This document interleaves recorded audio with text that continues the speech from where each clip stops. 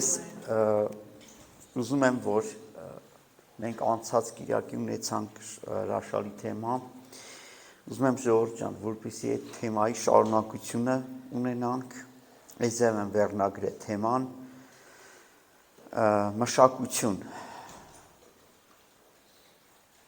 Ու ուզում եմ միասին սիրելիներ բացենք Մատթեոս ավետարան 9-րդ գլուխ 35-րդ խոսքը։ 9:35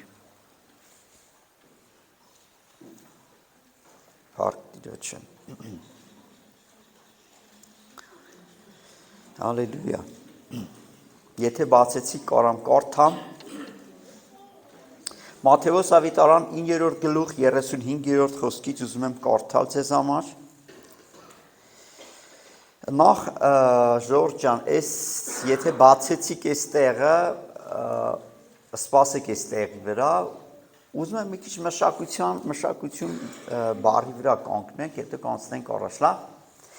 Երբ որ մենք ասում ենք մշակ, ժողովուրդ ջան, մենք ինչ ենք հասկանում։ Երբ որ մենք ասում ենք մշակ բառը ինչ ենք։ Օրինակ, երբ որ ես լսում եմ մշակ բառը, գիտեք ինչ եմ մի անգամից ինչ պատկեր է գալու։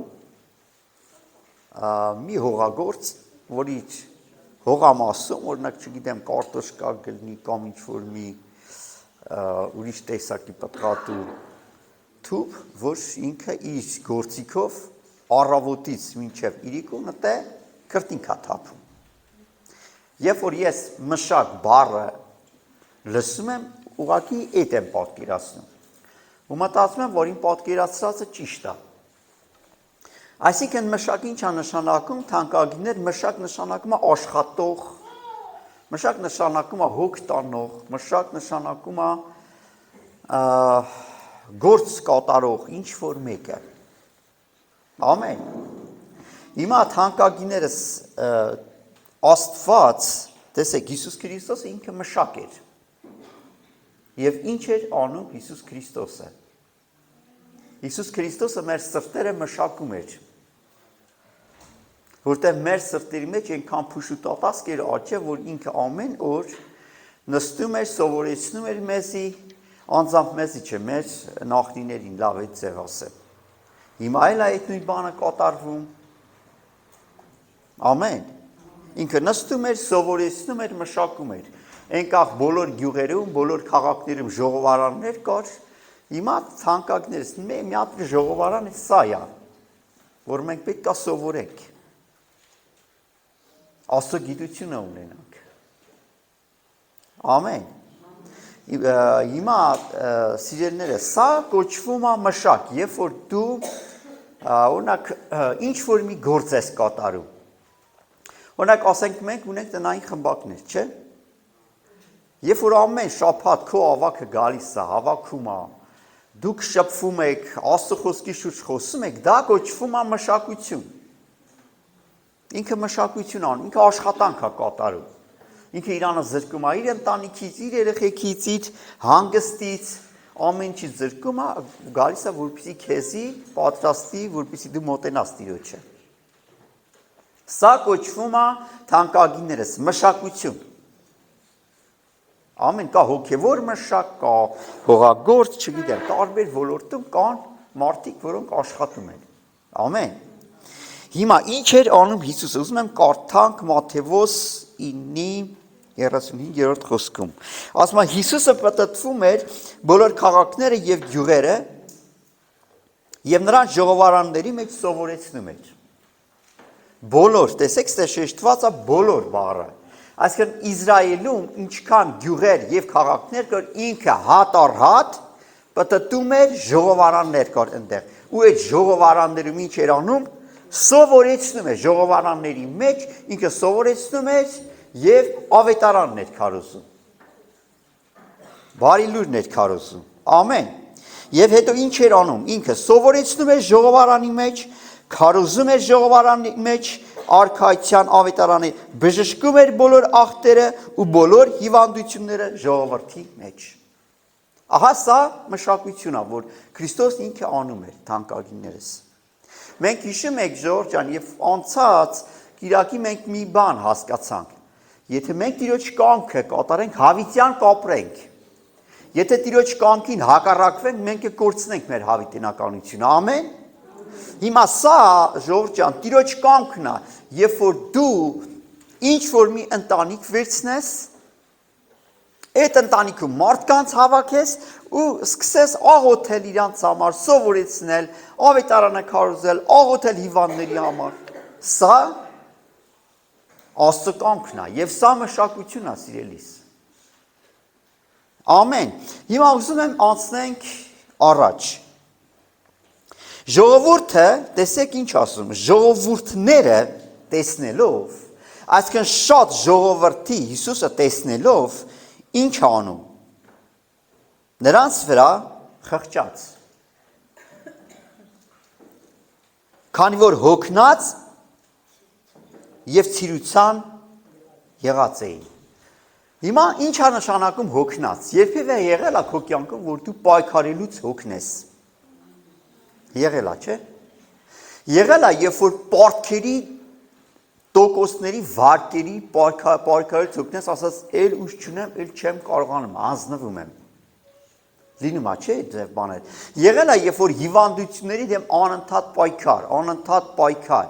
Եղել է, երբ որ տան մեջ անընդհատ վեճ է ուզում ես խաղաղություն անես ու քո մոտ չի ստացվում, անընդհատ պայքար։ Եղել է, երբ որ քո երեխեն քեզի չի նազանգվում ու դու պայքարում ես, որպեսզի Իրանը կարգի իրավիրես։ Եղել է, չէ՞։ Ու դու պայքարում ես, ասում ես, «Էլ ես չեմ դիմանում այս մարտահրավերներին»։ Նույն բանը կատարվում էր առաջի դարում Ժողովուրդ ջան։ Ասում հոգնած էին։ Ինչից պայքարելուց։ Գիտեք, ասեմ ձեզի, հոգնած մարդը հանձնվում է։ Եղել է, երբ որ դու աշխատանք կատարես ու հոգնես, դու նստում ես ու մնում ես նստած։ Մինչև մի քիչ ուշ հավաքես, նորից սկսես, չէ։ Գիտեք, թանկագիններս, Տերը քեզի քո ձեռքից բռնում է ու առաջնորդում է։ Ասում է՝ մի վախեցիք, ես քո հետ եմ։ Ես քո Աստվածն եմ, ես քո աջ ձեռքից կբռնեմ, Եսայի մարգարեության մեջ է գրված։ Թանկագիներս ասեմ ձեզ, ասում եմ մեկ այդ մյուսի բեռը վերցրեք, մեկ այդ մյուսի բեռը կրեք, հաճախակի կգա հոգնածություն, բայց մենք կանչված ենք Քրիստոսով մեկս մյուսին ոտքի կանգնեցնելու։ Ամեն թանկագինես։ Եվ մյուս բանը, որ ասում է հոգնած եւ ցիրուցան եղած էին։ Ցիրուցան եղած գիտեք որն է։ Երբ որ չկա միաբանություն, երբ որ կորում են գառները, երբ որ չկան, որովհետև հովիվ չկա։ Գառները ցրվում են մի պատճառով, որտեղ որ չկա հովիվ։ Ես գիտեք փոքր ժամանակ գառնարած գառ եմ պահել։ Ու գիտեք հենց մենք ընկնում էինք խաղով, հանկարծ գառները ընկնում էին մեր հիշողության մեջ, ման էին գարում, տենում էին կեսը չկա։ Ու գիտեք մի հատ սարսափով սկսում էինք ման գալ, մինչև գտնում էինք։ Ես հիշում եմ մի օր Ժողովուրդ ջան, որ մեր անասուններից մեկը սատկավ ու թե ինչ ցավինք մենք ապրում։ Իրականում դու չեմ ասում։ Ծանոթ բան ասում եմ։ Ասեմ, իրիկունը պարկան քնելու չէին կարում քնիկ մարդը կնիկ։ Ափսոսանքի զգացողություն կար։ Հետաքրքիր այդ զգացողություն չէր է։ Պատկերացրեք այդ անասունը սատկավ, էդի մենք գցեցինք այդ անասունը ու ցավ ենք զգում մենք։ Կորուստի ցավ կար։ Ինչ եմ ուզում ասեմ, թանկագիններ, ցիրուցան եղած, գիտեք, ընդհանրապես հոտը ինքը իրանով ցվրվում է, եթե չկա հովիվ։ Հենց որ ցվրվավ ինքը դառնում է մի հատ գիշատիչի բաժին։ Հենց որ գայլը հետևում է ոչխարներից ինչ որ մեկին տանա, հենց որ հովին տենում է ինքը փախնում է։ Բայց եթե հովիվ չկա, ինքը ինչ ուզում է անում։ Ասում է, տեսեք նորից եմ ուզում կարդալ, ասում ժողովուրդները տեսնելով նրանց վրա խղճաց, քան որ հոգնած եւ ցիրության եղած էին հովիվ չունեցող ոչխարների նման։ Ասում է խղճաց նրանց վրա, որտեղ հովիվ չկար։ Այսինքն չկար ինչ-որ մեկը, որ կմխիթարեր, չկար ինչ-որ մեկը, որ կմիաբաներ, չկար ինչ-որ մեկը, որ մեկի ցավի վրա դեղ կդներ, չկար ինչ-որ մեկը, որ կզորացներ, կհորդորեր, հույս կտար, հավատ կտար, չկար ինչ-որ մեկը, որ սեր կտար։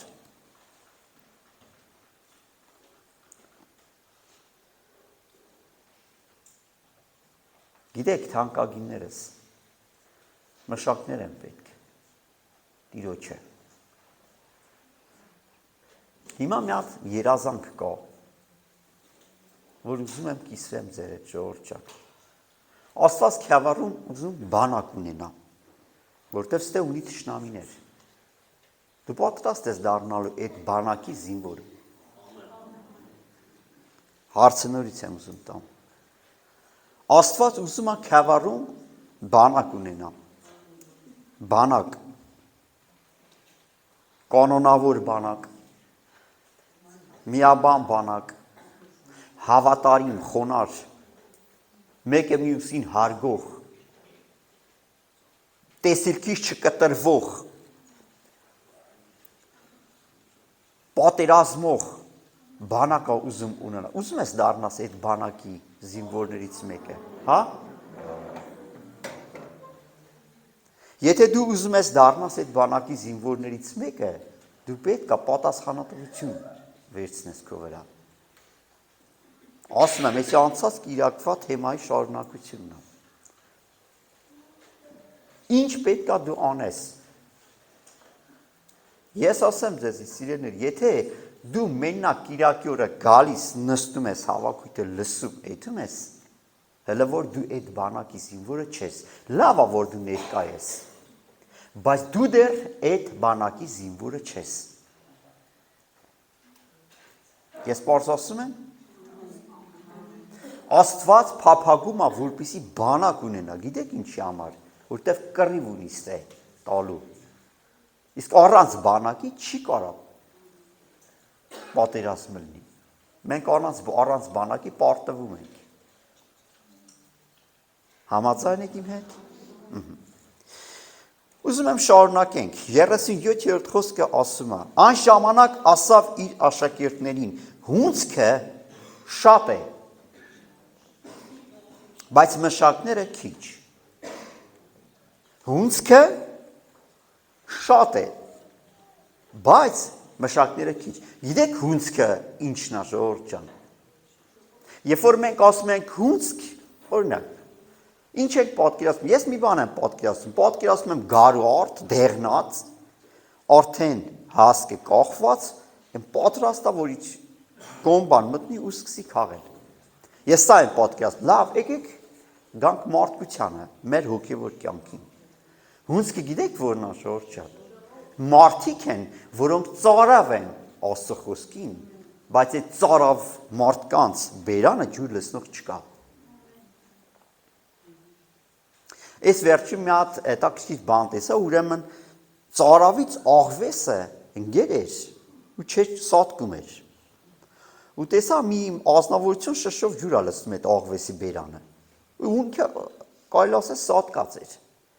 Երբ որ ջուրը գնաց այդ աղվեսի բերան, ինքը սենց կյանքի շարժումներ արավ։ Շարունակեց լցել, աշճանաբար կենդանությունը եկավ։ Շարունակեց էի լցես, բերանս բացում է, շշով լցում էր այդ աղվեսի բերանը, մեկ էլ հելավ վազավ։ Այսինքն տեսեք թանկագիններ, ծարավ մարդիկ կան, բայց միած ստե վատ բան էլ կա։ Երբ որ մարդը Աստծուն ծարավ է, ով քարոզա ինքը կընդունա, սխալ քարոզեն, ճիշտ քարոզեն, այդ մարդիկ ընդունում են։ Ամենավատ բանը գիտեք որն է, որ ճշմարտության խոսքը խոսողներից առաջ կան խմբավորումներ, որոնք սխալ ուսմունք են տարածում։ Հասկացաք ում մաս, Եհովայի վկաների մասին է օրինակ խոսքը։ Հիմա պատկերացրեք Ժորժ ջան, մարդիկ իրանց տներում նստած ծարավ են Աստծո խոսքի։ Եվ մենք ինչ պետք է անենք։ Ջուրը ունենք։ Այդ բնական է, որ մենք ջուրը ունենք։ Ուղղակի պետք է ջուրը փոխանցել ծառավ մարդկանց։ Եվ սա կոչվում է մշակություն։ Ունենք ջուրը։ Շշերով ունենք ջուրը, Աստծո խոսքը մենք ունենք, արդեն իսկ ունենք։ Պետք է թակել։ Պետք է, տեսեք ինչ ասում, հունցքը շատ է։ Հունցքը շատ է, բայց մշակներն են քիչ։ Այսինքն Ժորժ ջան, Տիրոջը մշակներ են պետք։ Տիրոջը մշակներ են պետք։ Ասեմ ես ձեզի, նախքան կոմբայնի ստեղծվել է, գիտեք ինչ ձև է այդ մարդիկ են քաղել, չէ, մանգաղներով։ Հետո եղել է, ինչ է եղել։ Կալ է եղել։ Եզները կապած, չգիտեմ, այդ հատու գործիքին ֆրծած, որպեսզի գարո հատիկը հասկից առանձնանա։ Հա, սա կոչվում է մշակույթի, կոմ, չէ, կոմ է եղել։ Հիմա թանկագներս, երբ որ քո հարտը հասնում է քաղելու ժամանակն է, բայց կոմբայնը չկա, չես կարողանում շոֆերի այդ լիզու գտնես բերես, քո հարտը օր-օրի փջանում է, թափվում է։ Հենց որ թափվում է մկների բաժինը արդեն, ինքը հենց թափվով փջանում է։ Այդ ձև է թե չէ։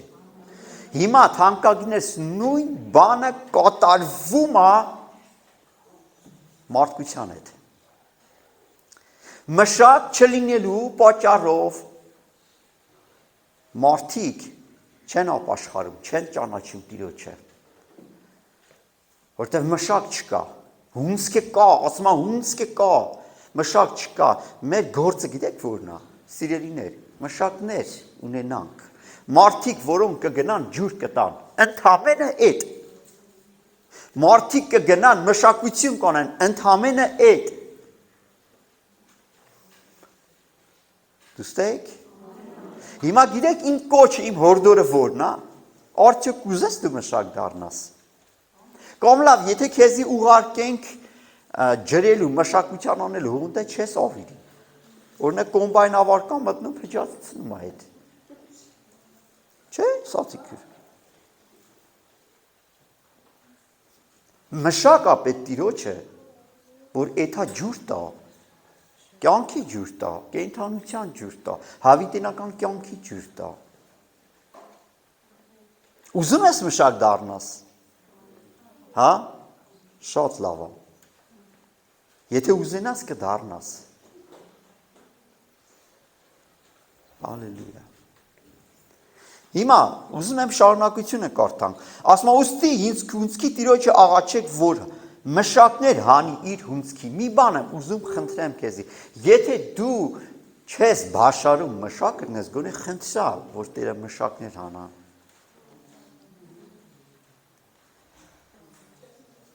Ռոզատոտայի աղոտքն է անգնում հիշողությանս մեջ, ինչ էր աղոտում ռոզատոտքը, հիշեք,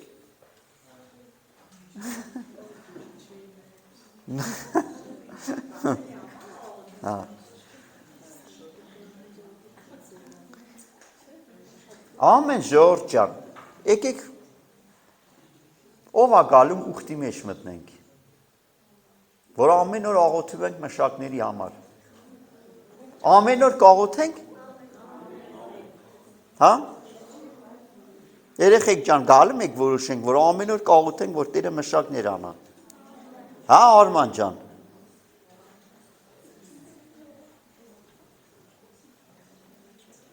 որոշում կայացնենք, թե չէ, հայտես միա ձեն հանեք, որ հասկնամ, արձագանքը ձեր, ամեն, ասում ուստի հունցքի Տիրոջը աղաչեցեք, որպեսզի մշակներ հանի իր հունցքի համար, հիմա ուզում եմ եթանք Հովհաննես ավետարան 4 գլուխ 34-րդ խոսքը, Հովհաննես ավետարան 4:34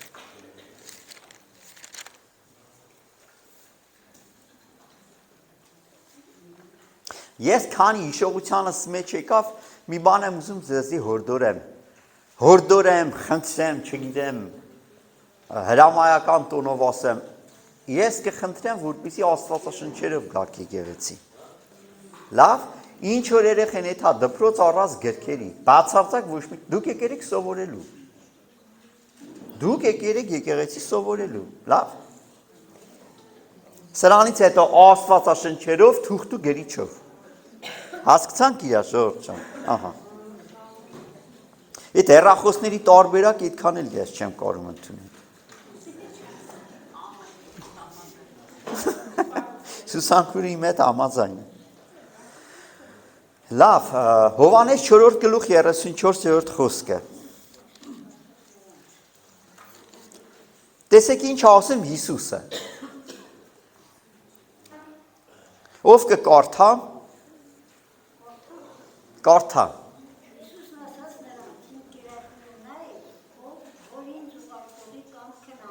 Ահա։ Լավ, պետք չէ, չէ, պետք չէ։ Տեսեք Հիսուսն ինչ ասում է, իմ կերակուրս այն է, որ ես ինձ ուղարկողի կամքը անեմ եւ նրա գործը կատարեմ։ Հիմա Ժորժ ջան, հետաքրքիր համեմատություն կա ստեղ։ Հետաքրքիր համեմատություն։ Ասում իմ կերակուրը այն է, որ իմ ուղարկողի կամքը կատարեմ եւ նրա գործը անեմ։ Ատենց է։ Համեմատում է հաց ուտելու հետ։ Հաց ուտելու հետ է համեմատում։ Հիմա Ժորժ ջան, եթե մենք մինչև կեսօր հաց չուտենք, ի՞նչ կլինի մեր հետ։ Առավոտ հաց չուտենք, ի՞նչ կլինի։ Իսկ որ կեսօրին էլ հաց չուտենք, իսկ որ իրիգունն էլ հաց չուտենք, ավելի շատ այդ հալով կթուլանանք, իսկ որ մենք 3 օր հաց չուտենք, ի՞նչ կլինի։ Ջուր էլ չխմենք։ Մենք ասում էլ չեն գլնի։ Պատկերացրեք Ժորժ ջան, վերաբերմունքը Հիսուսի Աստծո կամքը կատարելու հետ։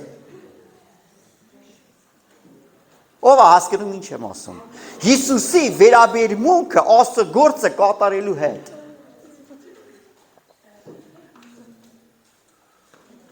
Հիսուսը ինչ էր ասում, ես կանչված եմ, նորից եմ ստե ուզում կարդամ, իմ կերակուրը այն է, որ ինձ ղրկող հոր կամքը կատարեմ։ Այսինքն, եթե Հիսուսը չէր կատարում հոր կամքը, ինքը իրանը վատ էր զգում։ Դուստեք։ Նույն բանն է, ինչ որ հաց չուտես, ինչ կզգաս։ Նույն բանն է, ինչ որ Աստծո գործը չկատարել, ինչ կզգալ։ Վատ։ Թույլ։ Երբ որ մենք Աստծո գործը կատարում ենք, մենք մեզի ուժեղ ենք զգում։ Երբ որ մենք Աստծո գործը, Աստծո կամքը չենք կատարում, մենք մեզի թույլ ենք զգում։ Երբ որ դու Աստծո գործը կատարում ես, ուրախություն չես վերապրում։ Նույն բանն է, երբ որ դու հաց ես ուտում, ոնց որ կյանքը հետ, գուշկդ գա գլոխդ, չէ՞։ Նույն բանն է, նույն պրինց, հետաքրքիր բանի հետ է համեմատում Հիսուսը։ Դուստեք Ժողովուրդ ջան։ Ասում է իմ կերակուրս այն է, որ ես իմ ուղարկող հոր կամքը կատարեմ եւ նրա գործը անեմ։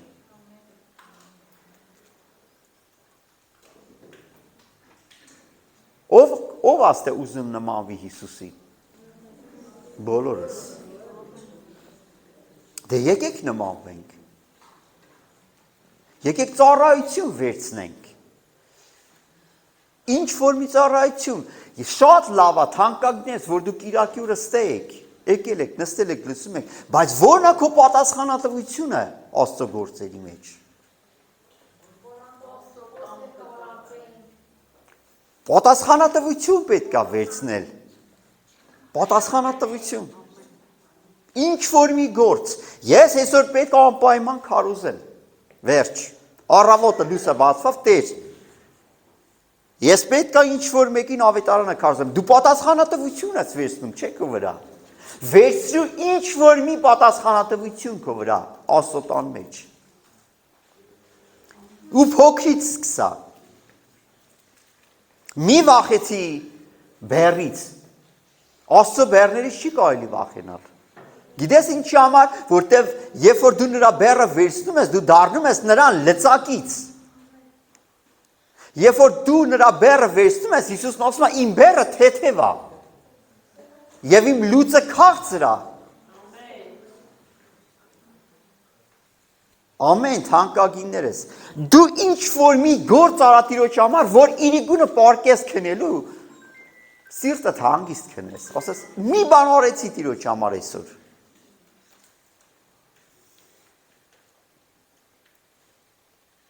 Եվ այդ փոքրից է սկսվում ամեն բան, գիտեք։ Այդ փոքրից է, քչին մեջ հավատարիմ լինողը շատն է տրվում։ Եթե դու մի փոքր բան վերցնում ես ու պարտաճանաչորեն կատարում ես, Աստված սկսում է մի փոքր ավելացնել։ Աստված մի անգամից չի տա քեզ, որպեսզի դու ճողվածք ստանաս։ Մնաս այդ բեռի տակ։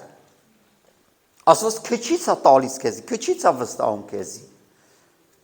Լսեք ժողովուրդ ջան, Աստված սպասում է քո որոշմանը։ Աստված սպասում է, որ ասես Տեր, այդ աղոթքին Տերը սպասում է, գիտեք։ Որ ասես Տեր, ես ուզում եմ ինչ որ մի բան անեմ քո տանդ մեջ։ Ես ուզում եմ իմ պարտաճանաչությունը փորձեմ, ստուգեմ։ Ես ուզում եմ իմ կյանքը ստուգեմ, իմ ուժերը ստուգեմ, իմ կամքը ստուգեմ։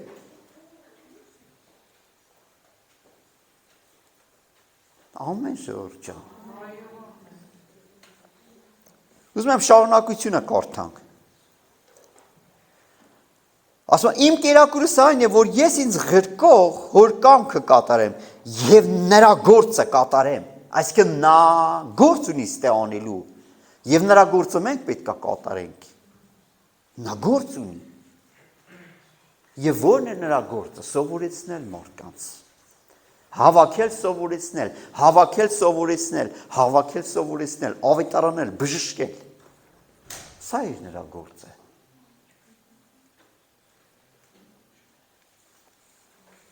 Լսեք շարունակությունն ինչ ասում։ Չէ որ դուք ասում եք, թե տակավին 4 ամիս կա հունցքի, ես ուղղակի հունցքի մասին է խոսքը, հոգևորի մասին չէ խոսքը։ Ահա ես ձեզի ասում եմ, աչքերդ վերցրեք, արտերին նայեցեք, եսի արդեն փոխում է հոգևոր, արդեն ճերմակած եւ հնձելու պատրաստ են։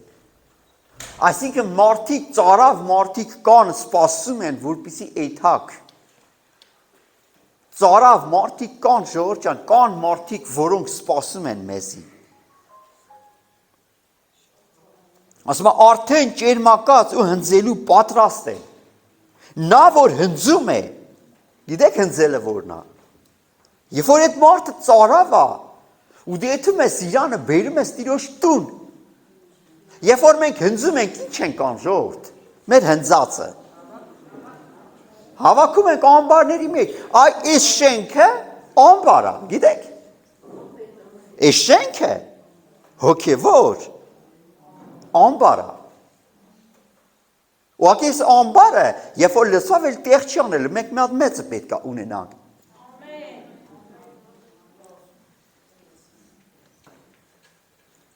Ամբարի մեջ պտուղն են լցնում, չէ՞։ Գար ու ցոր են, մենք, սա հիմա ամբար է սիրելիներ։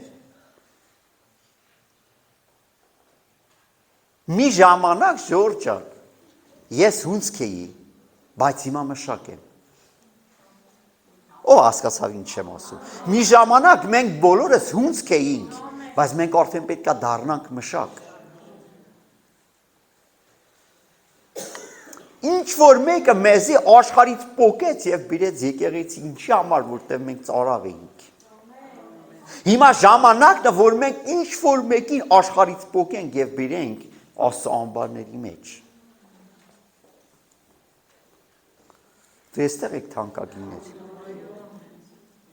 Աղոթա թող քո կյանքում ճեղքում գա։ Դուք ասես ես ավետարանում եմ, չեմ ընդունում։ Գիտեք, ասեմ ձեզի, որտեղ դու պետք է աղոթես նրա ավետարանես։ Դու պետք է պատրաստես մարդկանց սրտերը։ Մանավանդ ներկա ժամանակներում շատ են բաց ժողովուրդը։ Այն մեր ժամանակներում շատ վատ վիճակ էր հոգևոր մթնոլորտը։ Հավատացյալ բառը շատ վատ բառ էր այն ժամանակ։ Ամեն թանկագիններս։ Մեր բոլորի նպատակը ի՞նչն է, ժողովուրդ ջան, որ մեր քաղաքը փրկվի։ Հիմա ասա, ես ունեմ նպատակ։ Ու ես կհասնեմ իմ նպատակին։ Ես հավատում եմ, որ իմ քաղաքը եւ իմ գյուղը փրկվելու է։ Սա է մեր նպատակը, ժողովուրդ ջան։ Ասեմ, ավելին եմ ուզում ասեմ, սիրելիներ, սա ոչ միայն մեր նպատակն է, սա երկնային Հոր նպատակն է։ Սա երկնային Հոր նպատակն է, թանկագիններս։ Հալելույա։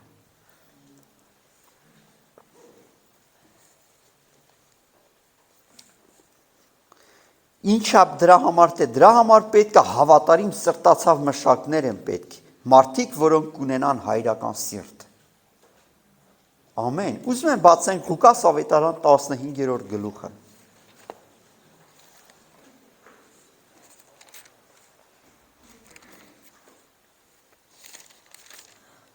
15-րդ գլուխ 3-ից 7-րդ խոսքերը կկարդանք։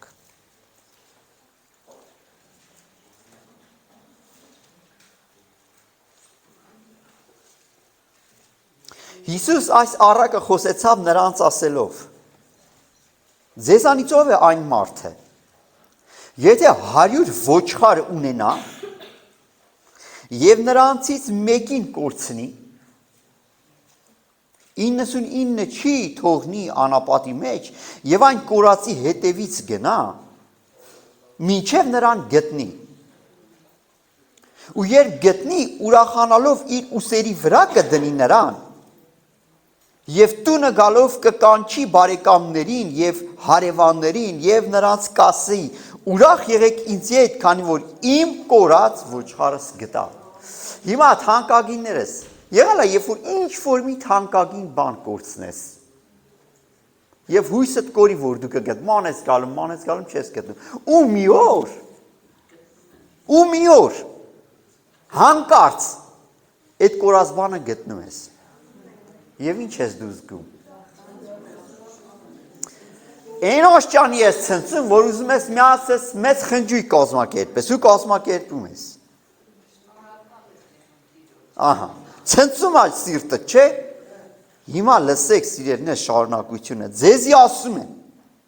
թե այսպես ավելի ուրախություն պիտի լինի երկինքը մեկ մեղավորի համար,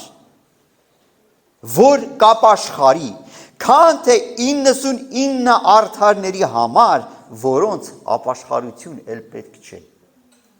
որտեղ նրանք արդեն արդարացված են։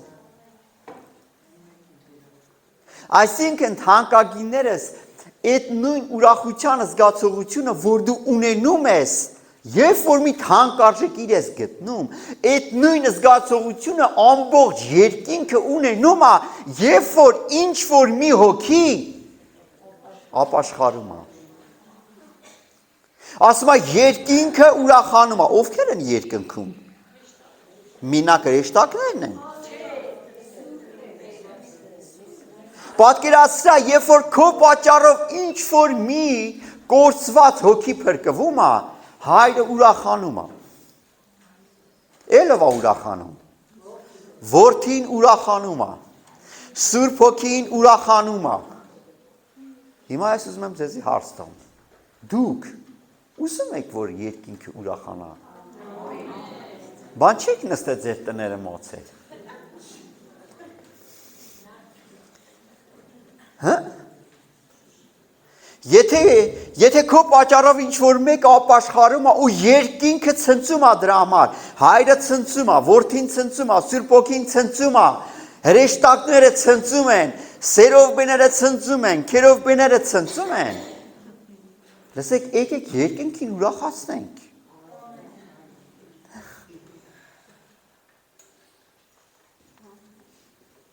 Եկեք երկինքին ուրախացնենք։ Եկեք շարժվենք։ Եկեք թող մեր պատճառով մարդիկ ճանաչեն Տիրոջը։ Հիմա 4 տեսակի մարդիկ կա, որոնց մասին ուզում եմ խոսամ։ Եկեղեցու։ Կան մարդիկ, որ գալիս են եկեղեցի, խոսքը լսում են, Բայց մեն յաստում։ Ու վերջ, այսքանով սահմանափակվում է։ Հաջորդ կիրակի եկավ, գալիս ենք եկեղեցի, խոսքը լսում ենք, իջնում ենք տուն։ Ու այսքանով սահմանափակվավ։ Կա երկրորդ տեսակի մարդիկ, որ գալիս են խոսքը լսում են, այդում են այդ խոսքը քարոզում են։ Եվ կա երրորդ տեսակի մարդիկ, որ լսում են խոսքը, այդում են ավետարանում են խոսքը, ու երբ որ ծարավ մարդիկ կա, այցելում են։ Այցելում են, եթե կա քո շրջապատում մարդ, որը ծարավ է, դու պարտավոր ես այցելես նրան։ Իսկ գիտեք չորրորդ մարդիկ որոնք են, որ դու այնքան ես այցելում, որ ինքը հաստատվում է ու ինքն էլ է պտղաբեր դառնում։ Հավատարիմ ես մնում։ Սա Տիրոջ բեռն է թանկագիններ։ Եվ այս ձև մենք մի օր պետք է կանգնենք Տիրոջ առաջ ասենք Տեր, իմ պտուղներով եկիր եմ, բաց ճակատ, ժպիտը դեմքիդ։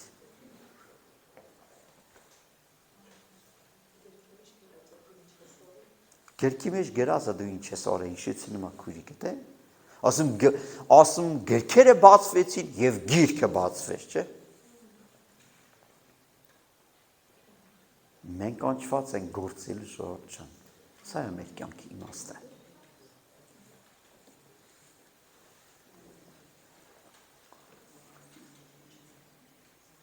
Ժողովուրդ ջան, մի բան եմ ես հասկանում։ Այս կյանքում դրանից կարևոր բան չկա, որ քո պատճառով մարդիկ Հիսուսին ճանաչեն։ Դու պատճառ դառնաս, որ մարդիկ ճանաչեն Հիսուսին, ճանաչեն Հայր Աստծուն։ Քո պատճառով դու պատճառ դառնաս։ Օրինակ լինում են, չէ՞, մարդիկ, որ պատճառ են դառնում, ինչ որ մի զույգ ամուսնանան։ Մանավանդ, երբ որ այդ ընտանիքը լավ ընտանիք է դառնում։ Դու պատճառ դարձի, որպեսզի մարդիկ քո միջոցով ճանաչեն Տիրոջը։ Ասում քանի մերան չլինի, չէ՞, դες մեծական խոսք կա։ Հա՞։ Մածունը չի, այ մեկ մերան է էլի։ Դարձի միջնորդ Աստծո եւ մարդկանց միջև միջնորդ։ Ամեն, թանկագինես, հալելույա, փառք Տիրոջը։ Ամենամեծ հարստությունը դա մարդիկ է։ Իմ ուզում եմ շրջվես, նայես կողքինիդ աչքերի մեջ ասես, դու ամենամեծ հարստությունն ես։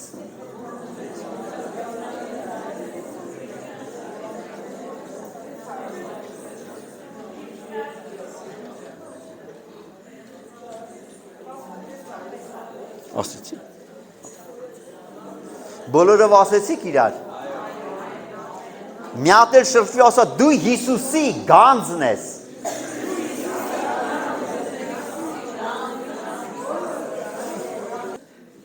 Հալելույա։ Ասեմ ձեզի թանկագիններ, երկրագնդի վրա սատանային ոչ մի հարստություն չի հետաքրքրում բացի քեզնից։ Սատանային ոչ մի տեսակի քարեր, բրիլյանտներ, ոչ մի բան իրան չի հետաքրքրում, իրան հետաքրքրում ես դու։ Հիսուսը իր արյունը չթափեց, որ մեծ հարստություն ունենա։ Հիսուսը իր արյունը թափեց, որպեսզի ինձ ու քեզ ունենա։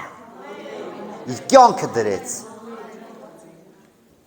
Եվ քո հոգին հավիտենական հոգի է։ Դրա համար սատանան ուզում է քո հոգին դժոխք տանի։ Այ սատանայի հարստությունը գիտեք որն է, որ քո հոգին կարողանա տանա դժոխք։ Հիմա մի հատ հետաքրքիր բան եմ ուզում ասեմ։ Պատկերացրա մի ամսից Հիսուսը գալու է։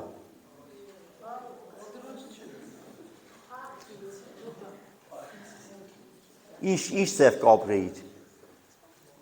Վայ, ռուսաթատինոս, վայ։ Իսկ ինչ գիտես մի շաբաթից հետո չի գալու։ Լավ մի շաբաթը ես օրինակ մի հատ թիվ ասեցի, միգուցե մի ամիս եկեք վերցնենք, կամ մի տարի, ինչ ձև կապրեիր, դե մի եկեք այդ հանք ու այդ ձև ապրենք։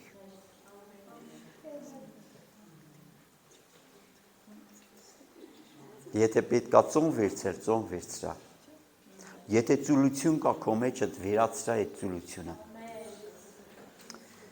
եթե անտարբերություն կա, անտարբերությունդ վերացրա, ամեն ինչ արա, որպեսի իրիկունը քնելուց Սուրբ Հոգին ասա ապրես, կարաս արխային քնես։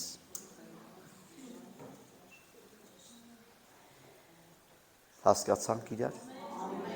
Քո անձդ դուր Աստծուն, ամենալավ տեղն է դա։ Ուղղակի դուր նվիրա։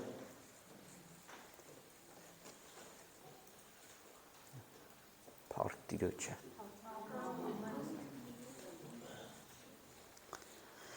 Ուզում եմ եթանք Մատթեոս ավետարան 6:33 խոսքը։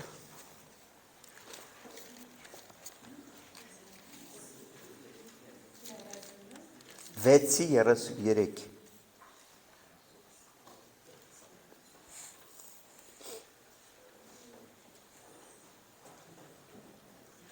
31-34 նայեք ինչ ասում։ Ասում է ուրեմն հոգմի անեք ասելով, ինչ պիտի ուտենք,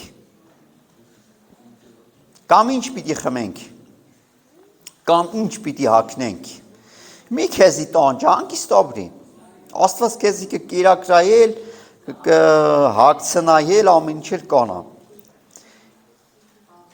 Այսինքն այդ ասում է հոգմի հոգանելը գիտեք որնա, որ դու տանջվում ես արդեն։ Չենք ասում պետք չէ մտածել, բայց պետք չէ տանջվել էլ։ Ասում է քանի որ ձեր հայրը գիտի, թե այդ բոլոր բաները քեզ պետք են։ Ինչ որ քեզի պետք է ապրելու համար Աստված գիտի։ Կերակուրի մասին էլ գիտի, խմեցնելու մասին, օրինակ հիշում եք Սամսոնը, երբ որ կռիվ արավ, այնքան ծարավ էր, Աստված մի անգամից աղբյուր բացեց, թե ինքը ջուր խմեց։ Աստված հատուկ Սամսոնի համար աղբյուր բացեց։ Ու հավատում եմ, որ այդ աղբյուրը մինչև մի կա։ Հիմա տեսեք շարունակությունն ինչ ասում։ Ասում է, բայց մի հատ բայց կա։ Առաջ խնդրեք Աստծո թագավորությունը, նրա արդարությունը, եւ այդ բոլոր բաները ձեզ պիտի տրվեն։ Առաջ խնդրեք։ Այսինքն թող քո համար առաջնային չլինի քո բարեկեցիկ կյանքը։ Առաջնային թող քո կյանքում լինի Աստծո թագավորությունը կառուցել մարդկանց սրտերի մեջ։ Լավ, հիմա ասեք թագավորություն։ Դու գիտես, որ երկրի վրա քո ձևով չես կարա պաշտես Աստծուն։ Դու Աստծուն պետք է պաշտես իր թագավորության օրենքներով։ Օրինակ մի հատ էս բան ասեմ։ Երկիր կա, որ կանամբ ծխելը, լավ, սես բարոք, պլան ծխելը օրինական։ Բայց երկիր կա, որ պլան ծխելը արդեն դատում են։ Այսինքն դու չես կարող այդպես ուրիշ երկիր քո երկրի օրենքներով ապրես։ Դու եթե դու ես այդ երկիր, պետք է այդ երկրի օրենքներով ապրես։ Հիմա Ժորժ ջան, տեսեք, մենք երկրի վրա լինելով պետք է ապրենք երկնային օրենքներով։ Եվ գիտեք ամենազորավորը որն է, որ դու երկրի վրա ապրելով ապրում ես երկնային արքայության օրենքներով, եւ այդ երկնային արքայության օրենքները սովորեցնում ես մարդկանց։ Երեխեքին, երիտասարդներին։ Ասում եմ, տեսեք, խնդրեցեք Աստծո արքայությունը, որպեսզի գա երկրի վրա։ Միայն պետք է չխնդրել, նաև պետք է գործել, որպեսզի գա մարդկանց սրտերի մեջ արքայությունը։ Եթե մարդու սրտի մեջ եկավ Աստծո արքայությունը, մարդը կապրի այդ արքայության օրենքներով։ Կսիրի այդ օրենքները։ Եթե մենք ասում ենք փնտրում ենք երկնքի արքայությունը եւ նրա արդարությունը, այսինքն տես քո կյանքի նպատակը որն է, որ երկինքը իջնի երկիր։ Ամեն։ երկինքը գա երկիր։ Սա է Տիրոջ կամք։ Եվ ասում է բոլոր բաները կտրվի ձեզի։ Այսինքն եթե դու երկրի վրա կատարում ես Տիրոջ կամքը, Աստված քո համար հոգ է տանում։ Եթե դու կատարում ես երկրի վրա Տիրոջ կամքը, Տերը հատուկ քո համար հոգ է տանում։ Քեզի կօրհնի էլ, կբժշկի էլ, կկերակրել էլ, քո ծարավներ կհագեցնի, ամեն ինչ էլ կանի քո համար։ Եթե դու կատարում ես նրա կամքը։ Ամեն։ Որոշում կայացնում ենք, ծառայենք, հա։ Ոնց գցում ենք, պետք է մշակ դառնանք։ Կամ էլ աղոթենք մշակների համար։ Ամեն։ Հալելույա։ Ասում բայց առաջ խնդրեք Աստծո թագավորությունը եւ նրա արդարությունը, այդ բոլոր բաներն ձեզ պիտի տրվեն։ Ամենամեծ երջանկությունը, երբ որ քո միջոցով ճանաչում են Հիսուսին, այնպես չէ՞։ Լավ, եկեք բացենք Մատթեոս 11-ի 28-ից 29։ Աշճանաբար մենք մոտենում ենք ավարտին 11, 28, 29։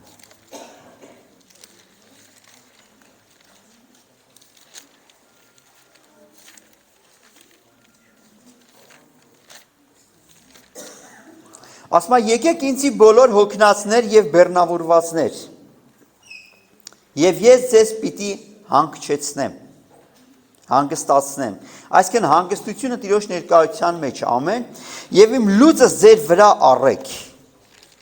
եւ ինձանից սովորեք եւ որ հեզ եմ եւ սրտով խոնար։ Եվ ձեր անձերին հանգստություն պետք է գտնեք, քանի որ իմ լուծս քաղցր է եւ իմ բեռս թեթև։ Ստե չենք կանգնի ժողովուրդ ջան։ Միանգամից կբացենք Մատթեոս 25:31-ը։ Թող փառաբանության խումբը գա։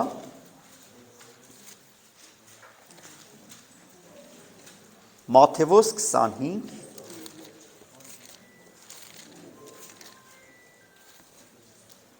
31-ից ուզում եմ կարդանք։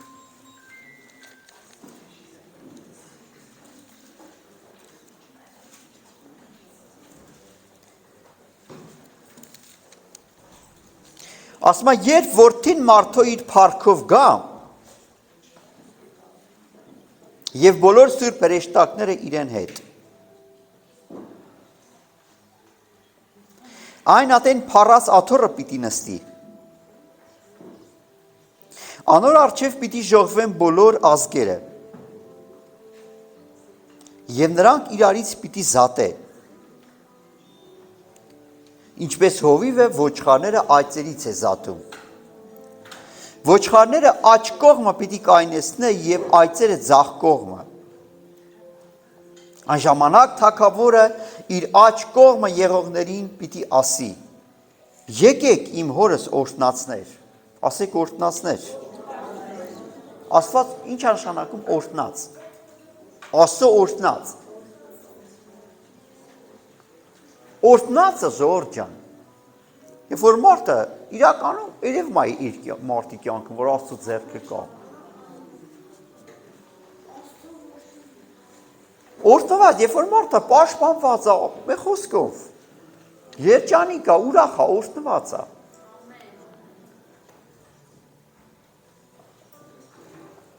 Ասում է, եկեք իմ հորս օրհնածներ։ Աշխարհի սկզբից ձեզի համար պատրաստած թագավորությունը ժառանգեցեք։ Այսինքն տեսեք թանկագիններս, աշխարհի սկզբից Աստված իր ժողովրդի համար ժառանգություն է պատրաստել։ Աշխարհի սկզբից։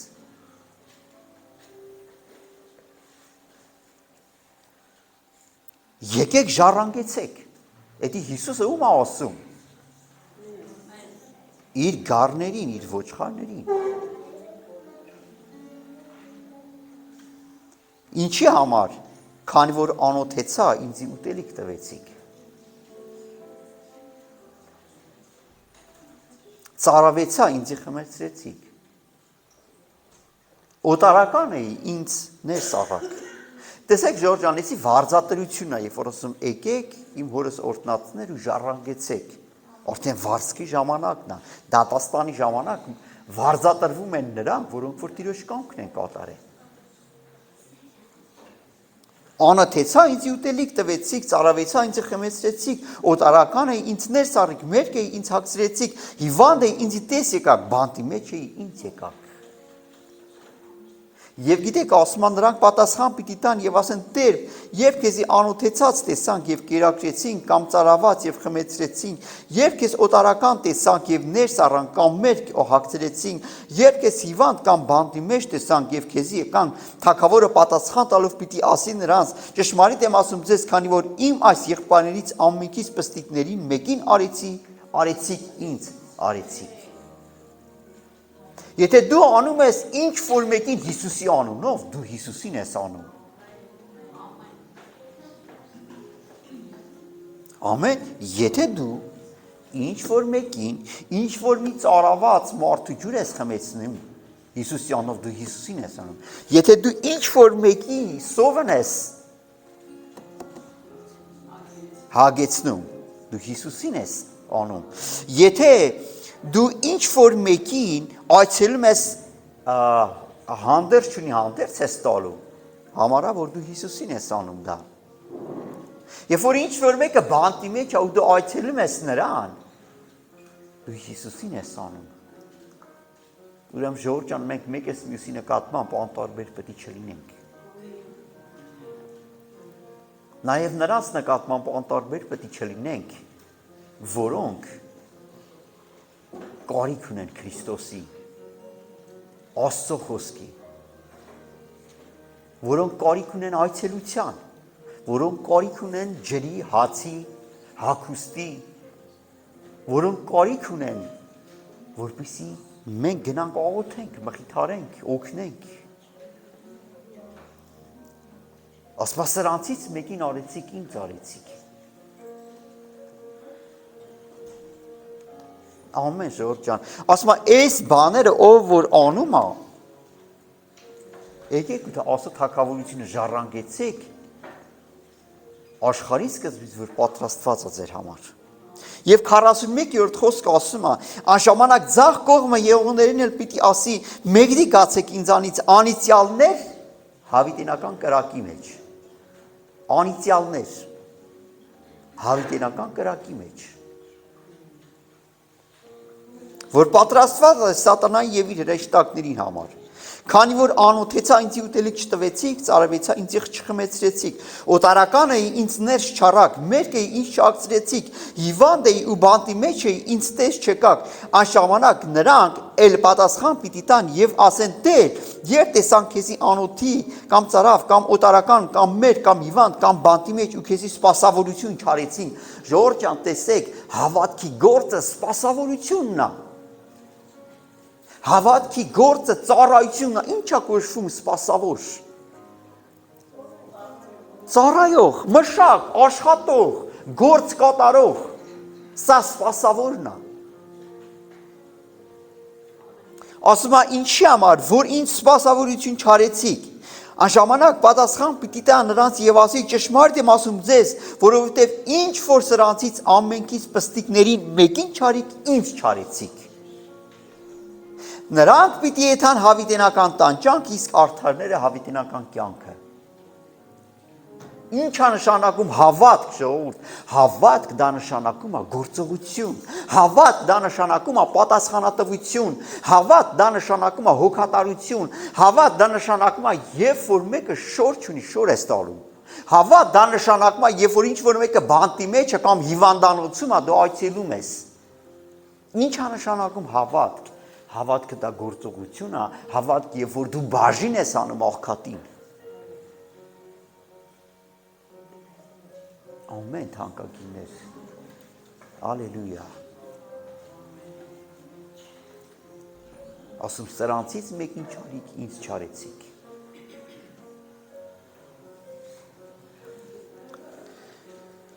Ինչն է Սուրբ Հոգու նպատակը մեր կյանքում, ժողովուրդ ջան։ որ մենք դառնանք աշակերտ, որը աշակերտ կպատրաստի,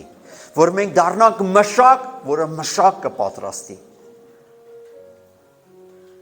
Ամեն թանկագիններ։ Մի բան եմ ուզում ասեմ ձեզ ժողովուրդ ջան, եթե ինչ-որ մի կին ավետարան ես քարոզե ու իրանք բաց են Աստծո խոսքի համար, մենք պետք է անտարբեր չլինենք, մենք պետք է այցելենք, գրենք ու այցելենք, գրենք, աղոթենք ու այցելենք։ Եթե դու ուզում ես դառնալ աշակերտ, որ Տիրոջ կամքին ծառայելով պտուղ կբերի, նախ պետք է հեռացնես մեղքը։ Դառնա սուրբ անոթ։ Սուրբ Հոգին պետք է քեզ մաքրի, հետո օգտագործի իր այգում, եթե թույլ կտաս։ Այսինքն Սուրբ Հոգին ժողովուրդ ջան ուզում է մեզի պատրաստի, մշակ դարձնի, բայց պետք է մենք թույլ տանք։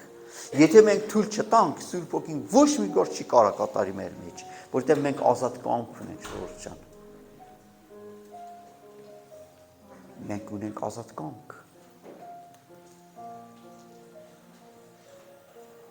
Հալելույա։ Փառք Հիսուսին թանկագինս։ Այսքանը որ պատրաստելի ձեր համար, եկեք ոտքի կանգնենք։